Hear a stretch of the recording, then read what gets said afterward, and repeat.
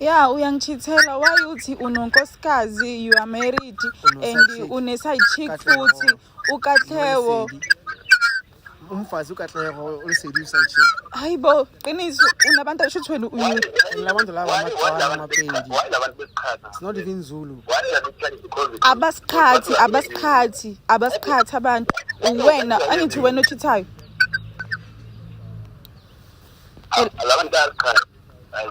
Cha, uwena oyikhulumele wena uyikhulumela wena ukuthi unabantu abawu2, unonkosikazi, hayibo wena une-side chick ya 3 months. Mina I've been dating you for 2 years now.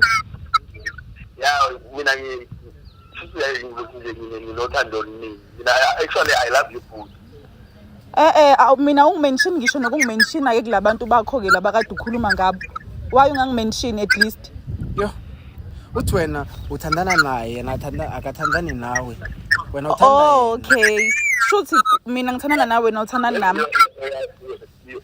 You are in love with me. Maybe I'm not the person because I want. Uthi wena you are in love with him. And I in love with his wife. Mina in love nawe wena ukho in love nami. Depends.